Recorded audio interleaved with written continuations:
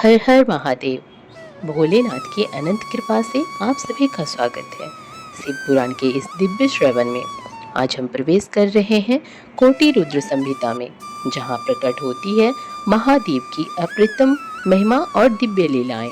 अध्याय 1 से 10 तक की कथा में हम जानेंगे कैसे त्रिलोकेश्वर भगवान शिव ब्रह्मांड के कल्याण के लिए अपने अद्भुत स्वरूप प्रकट करते हैं, कैसे उनके दिव्य वचनों में छिपा है अनंत सत्य, और कैसे महादेव की शरण लेने मात्र से जीव को मिलता है मोक्ष का मार्ग।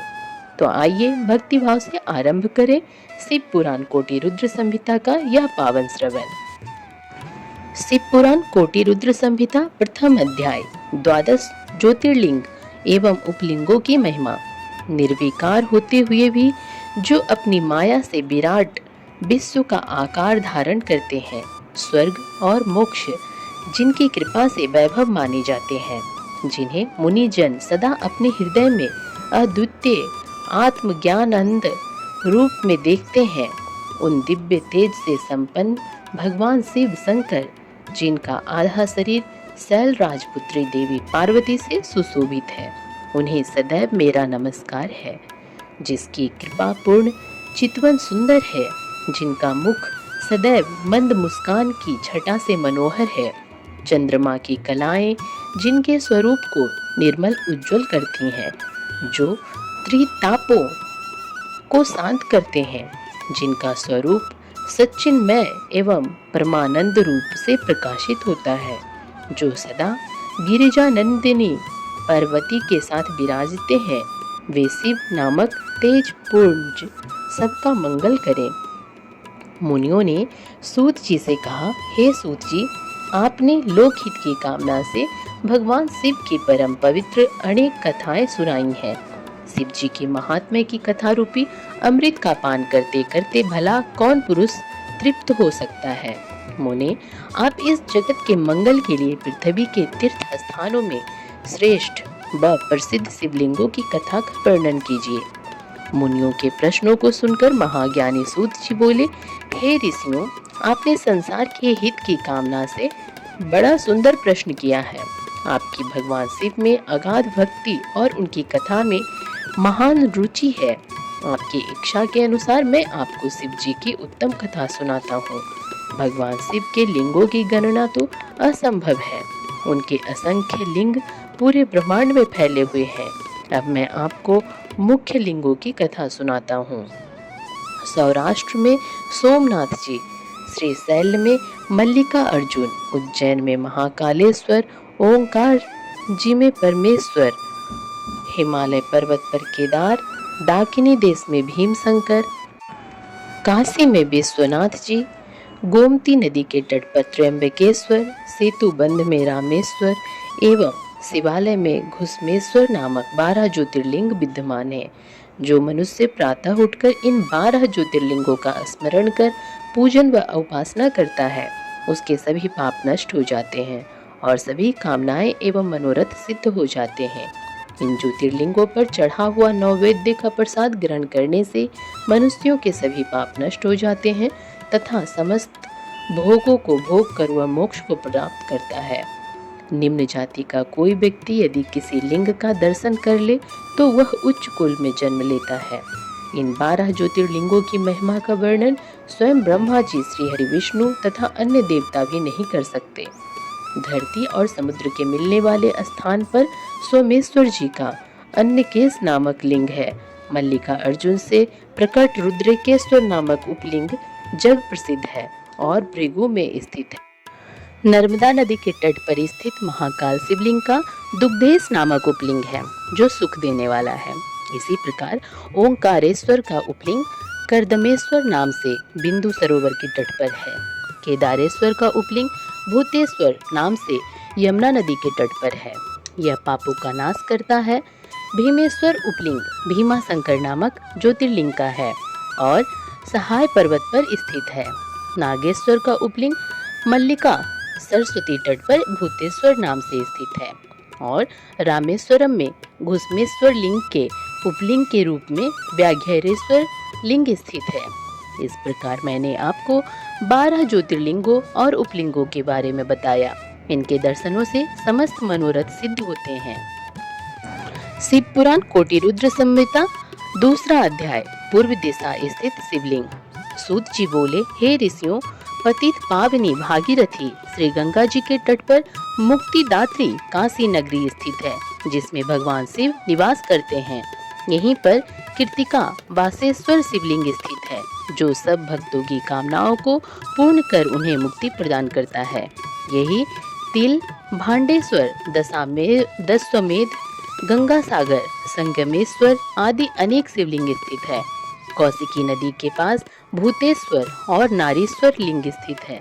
उत्तर प्रदेश में स्थित नाथेश्वर एवं दूतेश्वर नामक लिंग सभी मनोरथों को पूरा करने वाले हैं। ऋषि दधीची के युद्ध स्थल पर भृंगेश्वर, वैद्यनाथ तथा जप्पेश्वर, गोपेश्वर, रंगेश्वर, रामेश्वर, नागेश, कामेश, बितलेश्वर, व्यासेश्वर, सुकेश, भांडेश्वर, हंकारेश, सुरोचन, भूतेश्वर, संगमेश नामक सभी लिंग सब प्राणियों के पापों का नाश करने वाले हैं।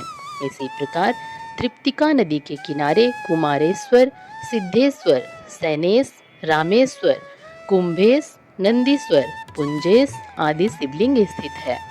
दशमेध नामक तीर्थ जो प्रयाग में है, धर्म, अर्थ, काम, मोक्ष देने वाला है और यहाँ पर ब्रह्मेश्वर शिवलिंग स्थित है।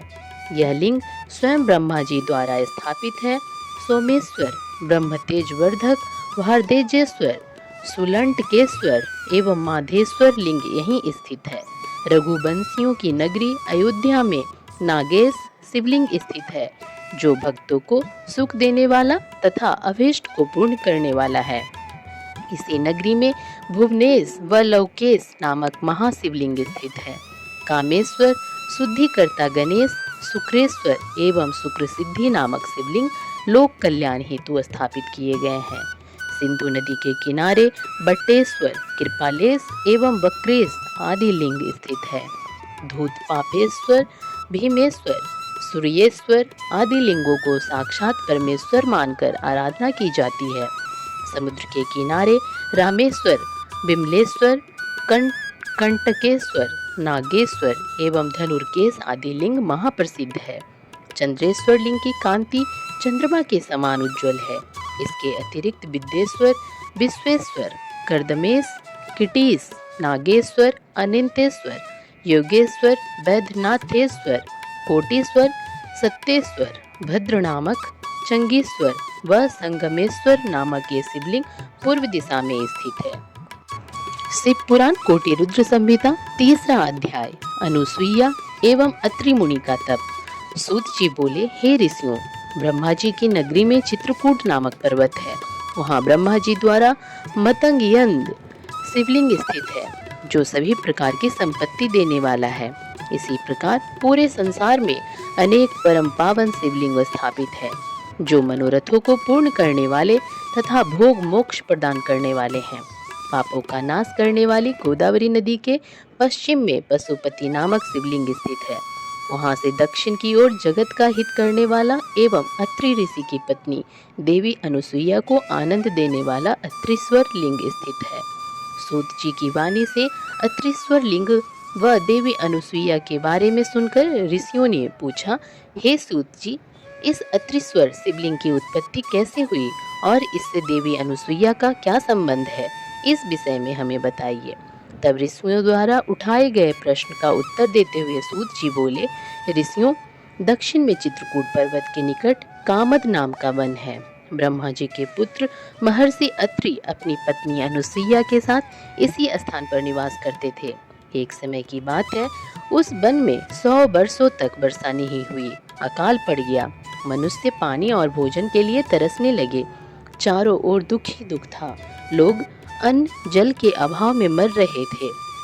यह स्थिति देखकर महर्षि अत्रि व देवी अनुसुईया बहुत व्याकुल हो गए। तब अनुसुईया ने अपने पति से कहा, स्वामी, मैं इन प्राणियों को इस दुख की स्थिति में नहीं देख सकती।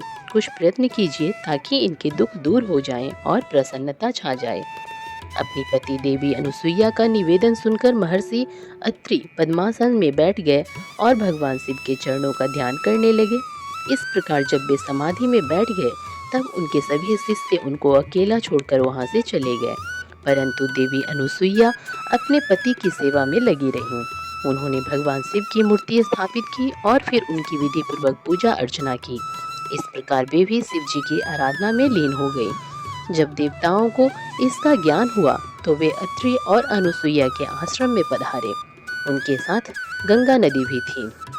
वे देवी अनुसुईया की प्रशंसा करते हुए बोले कि हमने देवी अनुसुईया जैसी भक्ति आज तक नहीं देखी, जो पति धर्म और भक्ति धर्म का एक साथ दृढ़ता से पालन कर रही हैं। निश्चय ही आप दोनों धन्य हैं। यह कहकर अन्य देवता अपने स्थान को चले गए, परंतु भगवान शिव व गंगा जी ने वहीं निवास किया। गंगा जी बोली कि देवी अनुसुईया का हित किए बिना मैं यहाँ से कहीं नहीं जाऊंगी। भगवान शिव अंश रूप में महर्षि अत्रि के आश्रम में रहे और कैलाश पर्वत पर चले गए। महर्षि अपनी तपस्या में पूर्व की भांति लगे रहे। इस प्रकार अकाल पड़ते पड़ते 54 वर्ष बीत गए। देवी अनुसुईया भी अपने वचन को निभाती रही कि पृथ्वी पर वर्षा से पूर्व मैं अन्न जल ग्रहण नहीं करूंगी। अनुसुईया श्रद्धा भाव से शिव जी की चरणों में अपना ध्यान लगाती रहीं। शिव पुराण कोटि रुद्र संहिता 4था अध्याय अनीश्वर की महिमा वर्णन। सूत जी बोले, हे ऋषियों, तपस्या करते हुए महर्षि अत्रि को बहुत समय बीत गया था। एक दिन मुनि ने समाधि से जागकर अनुसुईया से कहा, देवी, मुझे बड़ी जोर से प्यास लगी है। आप कहीं से जल लाकर मेरी प्यास शांत करो। अपने पति की आज्ञा का पालन करते हुए अनुसुईया ने हाथ में कमंडल लिया और पानी लाने के लिए चल दी। साध्वी अनुसुईया पानी की तलाश में इधर उधर घूम रही थी। यह देखकर स्वयं गंगा जी देवी अनुसुईया के सामने आकर बोली, देवी, आप इस समय कहाँ जा रही हैं? तब उनका ऐसा प्रश्न सुनकर देवी अनुसुईया ने गंगा जी से पूछा, भगवती, आप कौन हैं और कहाँ से आ रही हैं?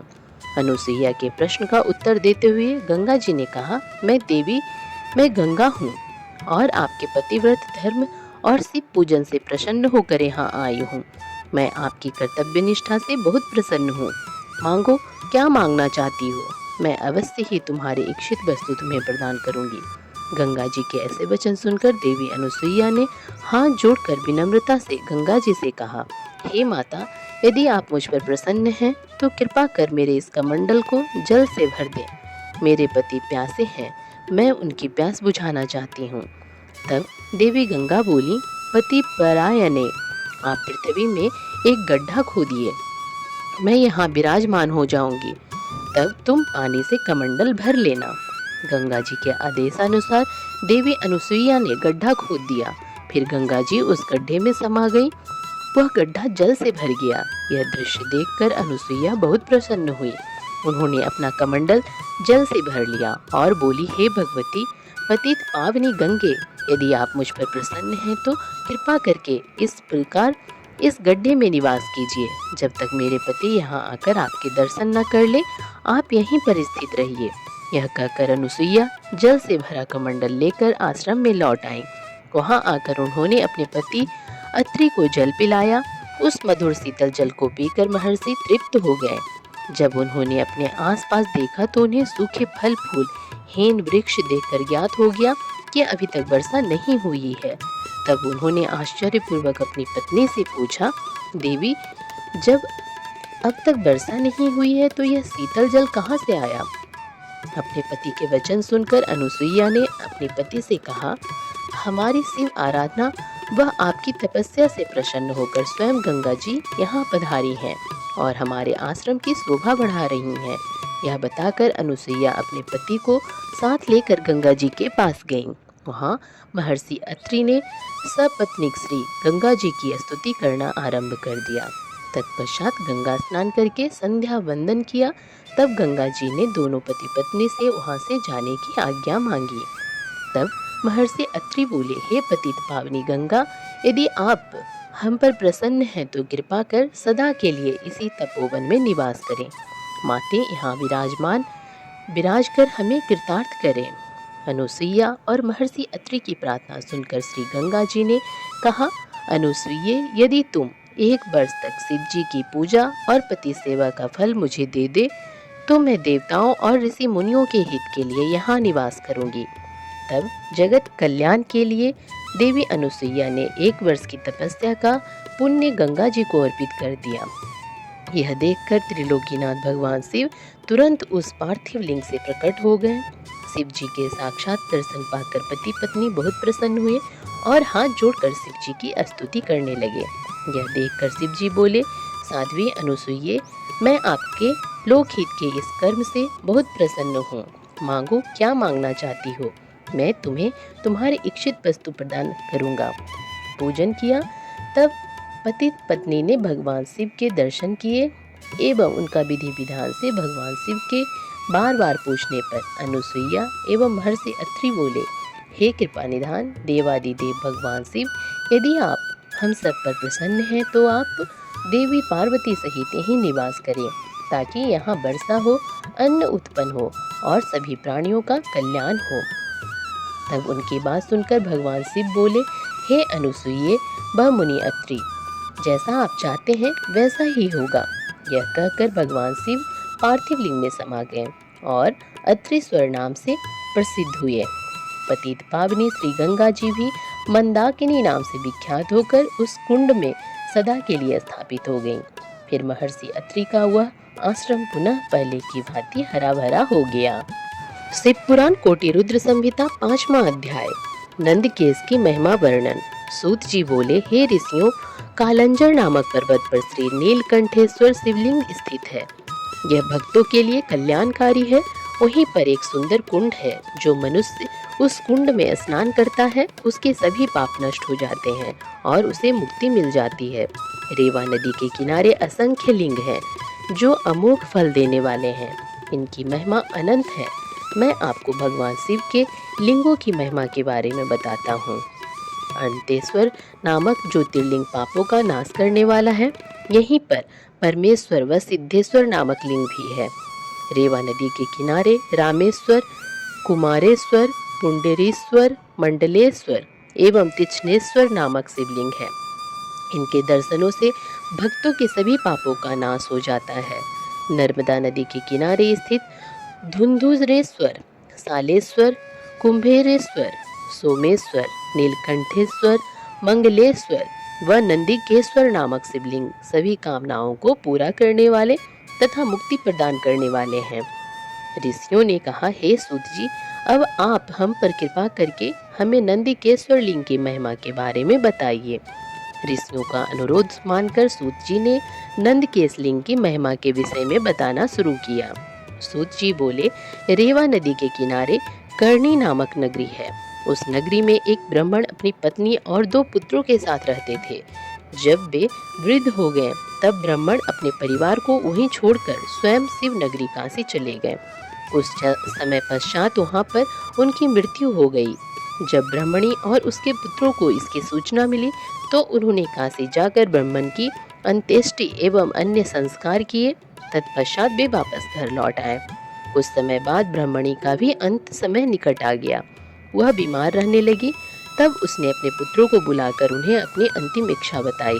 ब्राह्मणी बोली, पुत्रों, मेरी मृत्यु के पश्चात मेरी अस्थियों को गंगा जी में प्रवाहित करना तथा मेरा पिंडदान एवं श्राद्ध काशी में ही करना। पुत्रों ने उनकी इच्छा पूरी करने का वचन दिया। जैसे ही बड़ा पुत्र सुवाद माता के लिए पानी लेने गया, उसने प्राण त्याग दिए। अपनी माता की आखिरी इच्छा पूर्ण करने हेतु सुवाद ने उसकी अस्थियों को काशी ले जाने का निश्चय किया। उसे 20 योजन का मार्ग तय करना था। रास्ते में ही रात घिर गई। तब सुवाद एक ब्राह्मण के यहाँ रात गुजारने का फैसला किया। उस ब्राह्मण के घर रुककर सुवाद भगवान शिव का पूजन करने के पश्चात वहीं पर विश्राम करने लगा। तभी वहाँ उसे एक अद्भुत बात दिखाई दी। शिव पुराण कोटि रुद्र संहिता 6वां अध्याय। ब्राह्मणी की सद्गति व मुक्ति। सूत जी बोले, हे ऋषियों, जिस ब्राह्मण के घर में सुवाद ठहरा था वह सुबह शाम दोनों समय अपनी गायों का दूध निकाला करता था। आज भी उसने अपनी स्त्री से कहा कि बर्तन दे दो, मैं दूध निकालता हूँ। तब उसकी पत्नी ने दूध का पात्र दे दिया और बछड़े को खोलकर गाय के पास भेज दिया। परंतु बछड़े ने जैसे ही थोड़ा सा दूध पिया, उसे तुरंत गाय के पास से हटा दिया गया। माँ के पास से हटा देने पर बछड़ा उछलने लगा, जिससे ब्राह्मण के पैर में ठोकर लग गई। क्रोधित होकर ब्राह्मण ने बछड़े को बहुत पीटा और गाय का दूध निकाल लिया। गाय दुखी होकर रोने लगी कि अपने बच्चे को दूध भी नहीं पिला सकती। मैं अपने बच्चे को पिटते हुए देखती रही, परंतु उसकी कोई मदद नहीं कर सकी। तब बछड़ा अपनी माता को समझाने लगा कि माता, तुम धैर्य रखो, जो जैसा करता है वह उसी का फल भी भोगता है। अपने बछड़े की ज्ञान भरी बातें सुनकर गाय बोली, मैं जानती हूँ कि तुम सही कह रहे हो, परंतु अपने पुत्र की दुर्दशा मुझसे देखी नहीं जाती। मुझे उस ब्राह्मण को दंड देना ही होगा, क्योंकि यदि मैं कुछ नहीं करूँगी तो यही सब बार बार होगा। तब बछड़ा अपनी माता से बोला, माँ, यदि आप ब्राह्मण को मारोगी तो आपको ब्रह्म हत्या का पाप लगेगा।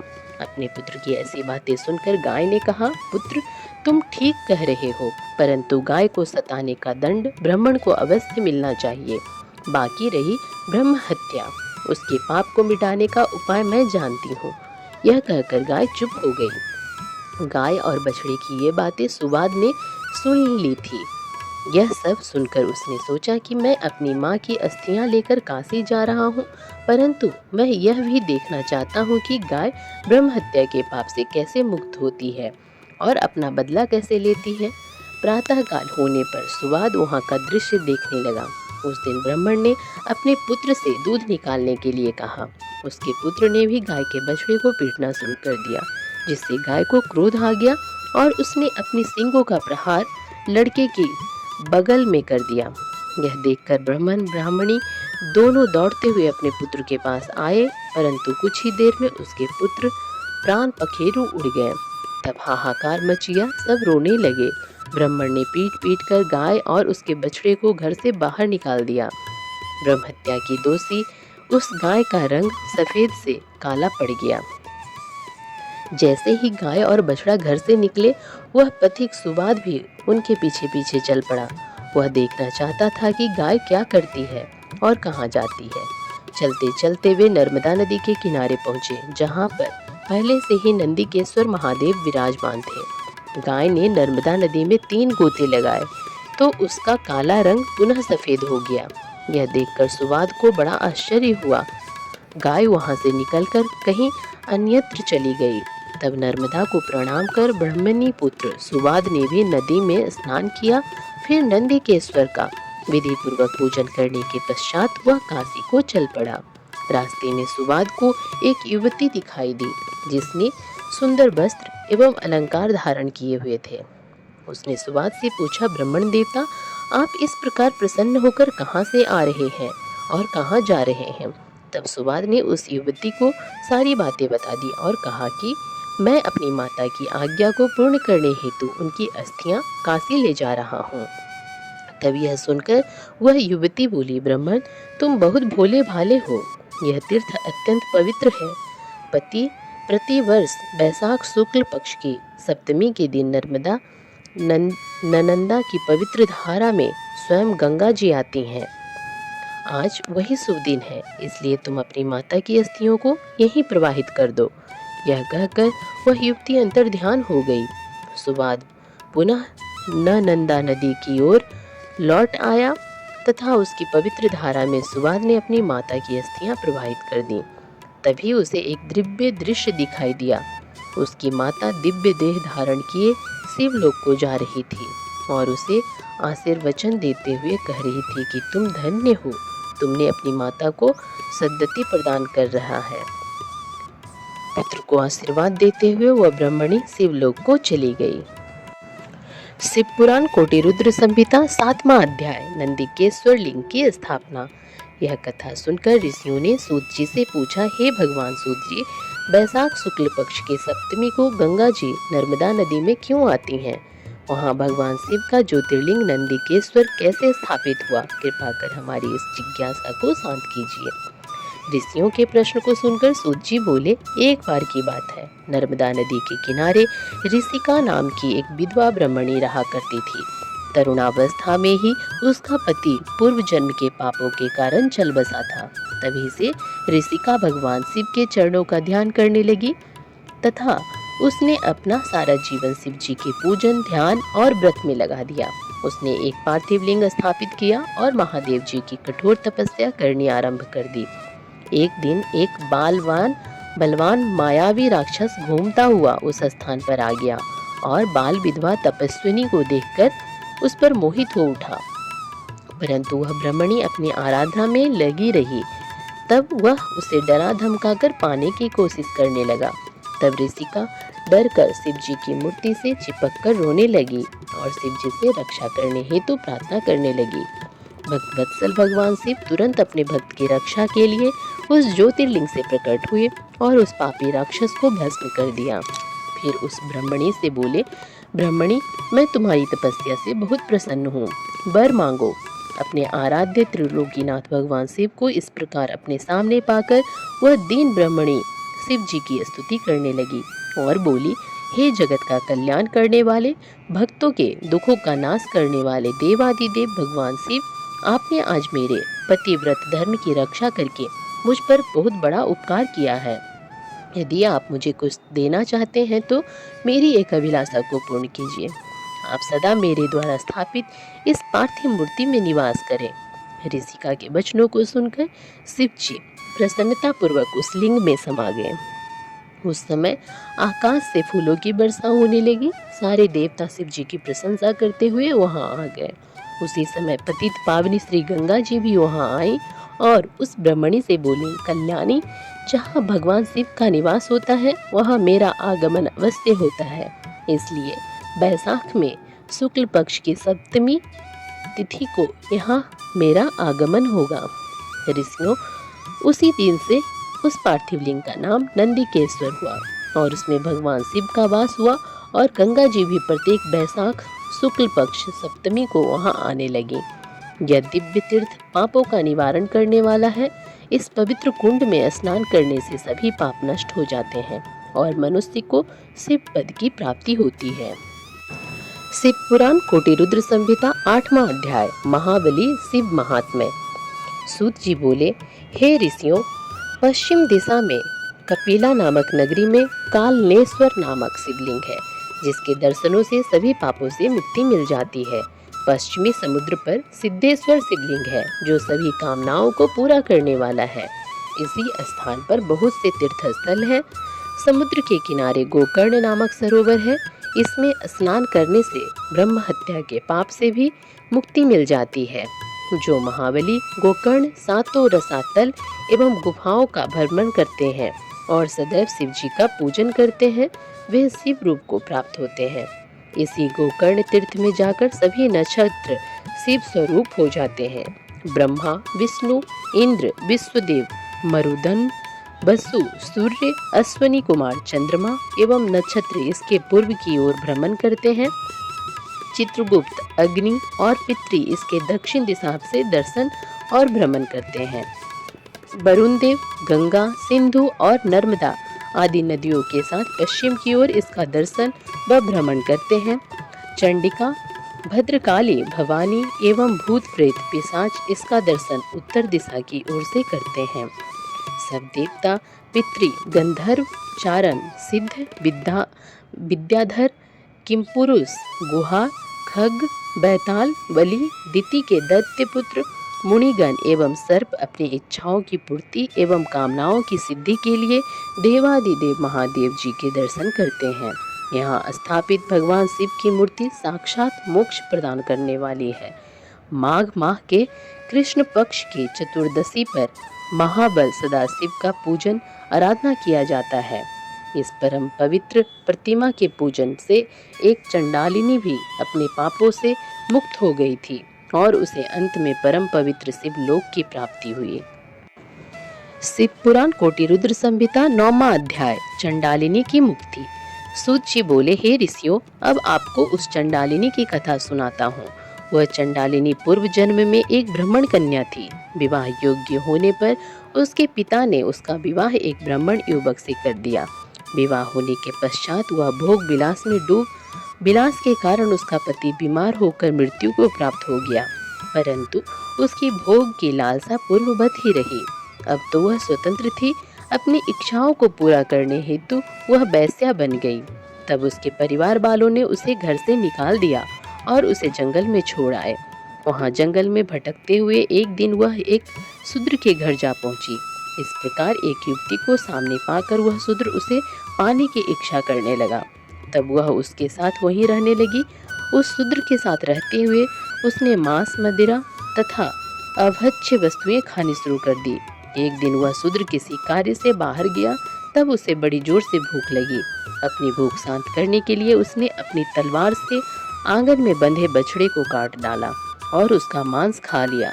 इस प्रकार उसने अपने जीवन में सब प्रकार के पाप किए तथा मृत्यु काल आने पर मृत्यु को प्राप्त हुई। यमराज उसे नरक ले गए और वहां उसने नरक की यातनाएं भोगी। अगले जन्म में उसका जन्म एक शूद्र चंडाल के घर हुआ। वह अंधी जन्मी थी और अपने पूर्व जन्म के पापों के कारण कोढ़ी हो गई थी। उसके आसपास कोई नहीं भटकता था। एक बार उसने कुछ लोगों को सदाशिव के गुणों का गान करते हुए सुना। वे कह रहे थे कि माघ कृष्ण पक्ष की चतुर्दशी को भगवान शिव के दर्शन करने से जन्म जन्मांतरों के पाप धुल जाते हैं और मोक्ष की प्राप्ति होती है। तब कल्याणकारी भगवान शिव के दर्शनों की अभिलाषा मन में लिए वह चंडालिनी गोकर्ण क्षेत्र की ओर चल दी। माघ कृष्ण पक्ष की चतुर्दशी से एक दिन पूर्व वह चंडालिनी गोकर्ण जा पहुंची और भूख प्यास से व्याकुल होकर भीख मांगने लगी। जब वह एक बनिए के दरवाजे पर भीख मांग रही थी तो बनिए ने उसकी झोली में बैल के गले की मंजरी डाल दी। जब उस भिखारिन ने उसे छूकर देखा तब उस मंजरी को उठाकर फेंक दिया।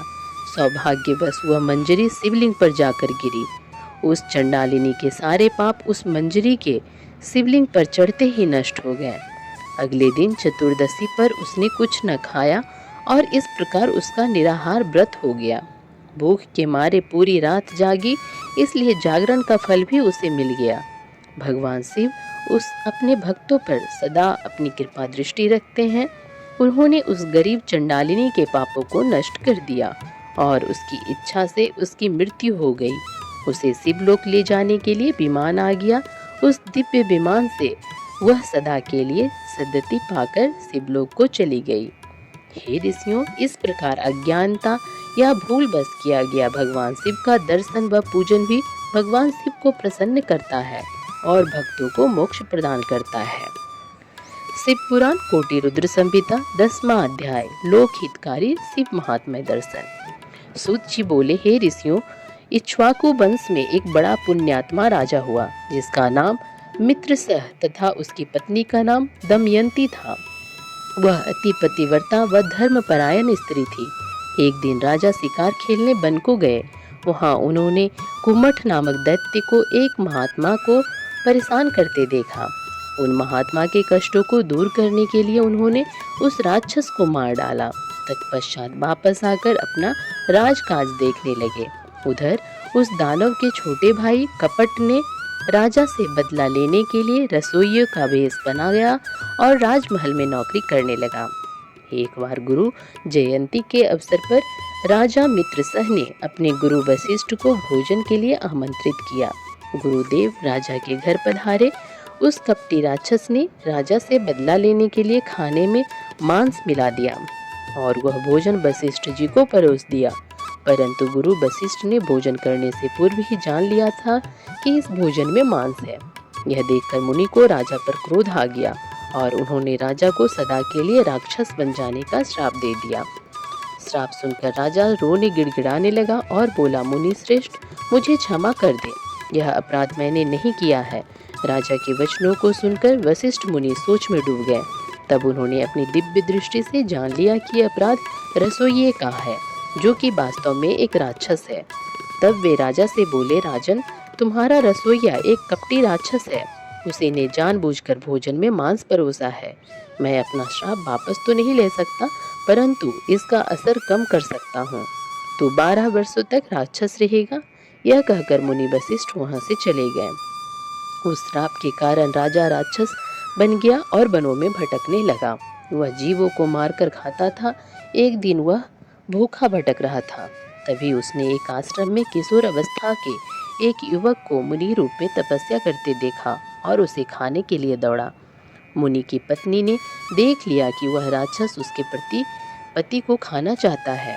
उस ऋषि पत्नी ने राक्षस से प्रार्थना की कि मेरे पति को छोड़ दे, परंतु उसने मुनि को अपना आहार बना ही लिया। मुनि पत्नी शोक में डूब गई और उस राक्षस को श्राप देते हुए बोली, अरे तूने मेरे पति को मार डाला। मैं तुझे श्राप देती हूँ कि जब तू किसी स्त्री पर मोहित होकर दुष्ट राक्षस उसके साथ विहार करेगा, उसी समय तेरी मृत्यु हो जाएगी। इस प्रकार राक्षस को श्राप देकर वह सती हो गई। 12 वर्ष बीत जाने पर राजा को अपना शरीर वापस मिल गया। उसने जाकर अपनी रानी को श्राप के बारे में बताया। यह जानकर रानी राजा को अपने पास नहीं आने देती थी, परंतु उन दोनों की संतान न होने के कारण दोनों बहुत दुखी थे। एक दिन दुखी राजा वन में चला गया, परंतु ब्रह्म हत्या के पाप ने उसका पीछा नहीं छोड़ा। तब राजा व्याकुल होकर गौतम ऋषि की शरण में चला गया। राजा ने उन्हें सारा वृतांत सुना दिया। तब गौतम ऋषि बोले, हे राजन, पश्चिम दिशा में जाओ, वहाँ गोकर्ण नामक तीर्थ है, जहाँ महाबल नामक ज्योतिर्लिंग है। उस कुंड में स्नान करके देवादिदेव महादेव जी का पूजन अर्चन करने से सभी पाप नष्ट हो जाते हैं। इसलिए तुम वहाँ जाकर शिव जी की आराधना करो, तभी तुम्हें ब्रह्म हत्या के पाप से मुक्ति मिलेगी। गौतम ऋषि के वचन सुनकर राजा प्रसन्न हुआ और उनसे आज्ञा लेकर गोकर्ण तीर्थ को चला गया। वहाँ उसने कुंड में स्नान करके भगवान शिव का पूजन और आराधना आरंभ कर दी, जिसके फलस्वरूप राजा को ब्रह्म हत्या के पाप से मुक्ति मिल गई। तो भक्तों, इस प्रकार कोटि रुद्र संहिता के अध्याय 1 से लेकर 10 तक की कथा का श्रवण किया आपने। हे भोलेनाथ, यदि वाणी में कोई त्रुटि रह गई हो तो अपनी असीम कृपा से क्षमा करना और हमें सदैव धर्म, सत्य और भक्ति के मार्ग पर चलने की शक्ति प्रदान करना। प्रिय श्रोतागण, यदि आपको यह कथा अच्छी लग रही हो, पसंद आ रही हो, तो चैनल को सब्सक्राइब अवश्य करें। वीडियो अच्छी लगे तो लाइक करें, कमेंट करें